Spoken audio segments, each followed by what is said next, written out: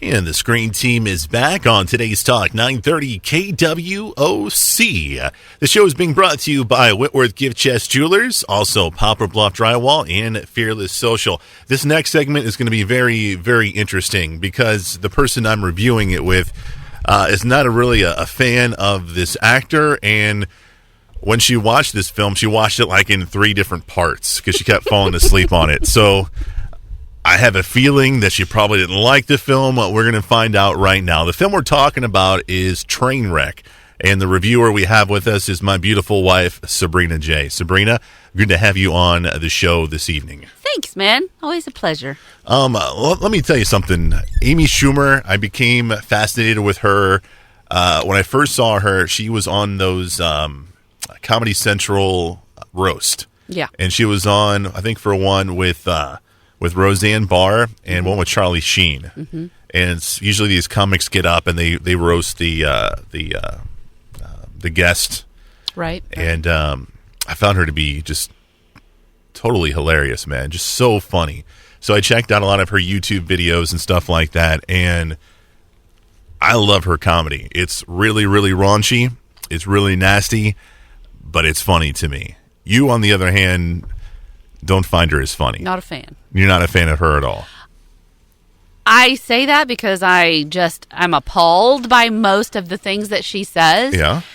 However, I respect her in the way an artist should be respected. Is it because she's a woman talking about these things? Like if it was a dude? Because a lot of her stuff is sexual in nature, and she talks, about sexual experiences and stuff like that. If it was a dude saying this stuff, would you have different feelings about it? No, I feel exactly the same way regardless of sex. Really? Yeah. Gender, I should say, specifically. Because if you're going to talk trash about yourself and about everybody else around you, and you're just going to totally degrade yourself as a human being by making yourself available for every physical pleasure known to man, and then tell everyone about it, and then wrinkle up your nose at people for not understanding why you're you, then you kind of open yourself up to that kind of criticism. Wow, we're getting deep here, man. And she does that, and she gets paid out the wazoo to act like that on stage. And then in this movie, she gets to portray a person who acts like that in real life. And I know there are people out there that act like that in real life. And I know that there are people out there who are extremely prudish. And I don't consider myself an extreme prude, but I have become more prudish in my older years than I may have once been at one time. Wow. And I am offended more easily by that type of crude humor. And you know this because I hate Family Guy and I hate anything like it because I just don't want it on in my house. And I think having a 2-year-old in the house has a lot to do with that. Now you're making me feel guilty. Well, I wasn't directing it at you per se. Yeah, you were. But I think that you have a responsibility of the quality of the content of entertainment that you provide in your household and expose your children to. Hold on a second. And I know that your child is not even awake when you're watching this stuff. So what's the problem? If he's asleep, how am I influencing him in the wrong way? Because your mind is thinking about the things Amy Schumer's talking about. Impure thoughts. First of all, I don't need Amy Schumer for that, okay? It's an excuse to have impure thoughts. Exactly. So the movie, I'm assuming you didn't like it.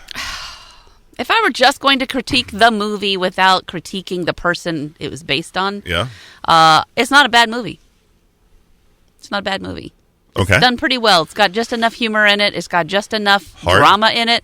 And even in the dramatic moments, you feel very sincere about her emotional reactions to the scenarios that she's in. So Amy Schumer's character, I believe, is named Amy in this particular film. And we find off very early on that she is influenced by her dad as far as romantic experiences, I guess. As far as the fact that I don't think that came out entirely right at all. Yeah, I think I pretty much ruined that. Yeah, that's not what it's about.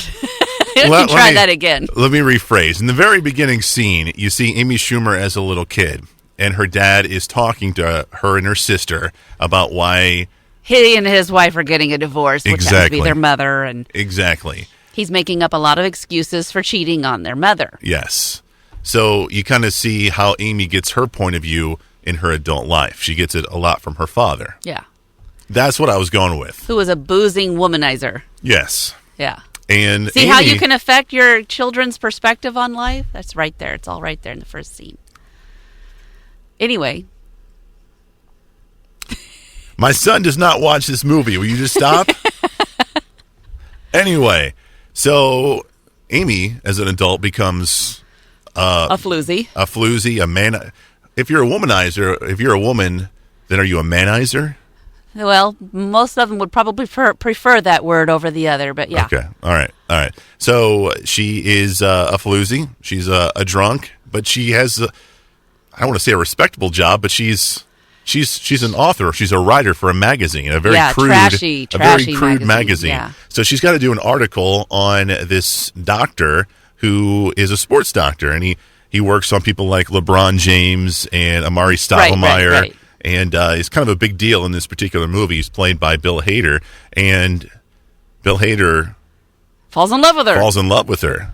And she don't know exactly quite how to handle all this. But they have a relationship. They do. And their dad dies. Yes, and that kind of puts her in a whirlwind, and she kind of sabotages her relationship with Bill and her sister after this happens.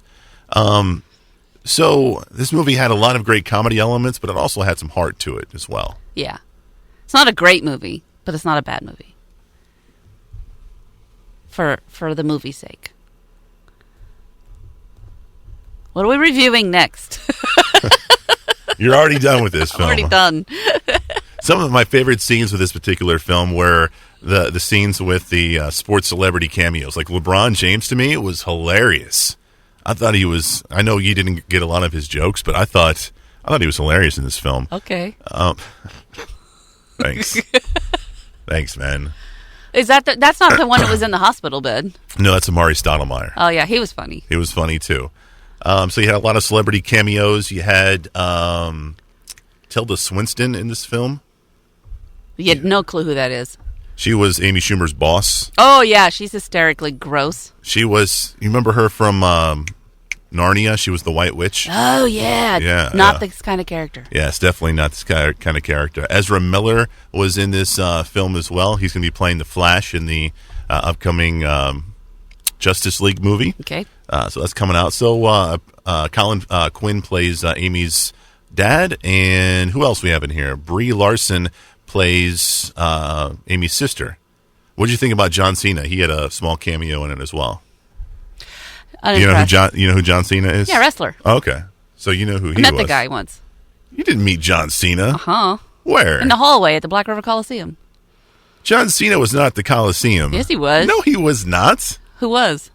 Yeah, he was. Yes, he was, because they got to get in the ring with people. John Cena was here in Poplar Bluff. Yeah. I don't believe you, man. Hey, I don't know my wrestlers, so when I say one of them was here and people got to meet him in the ring, he didn't wrestle.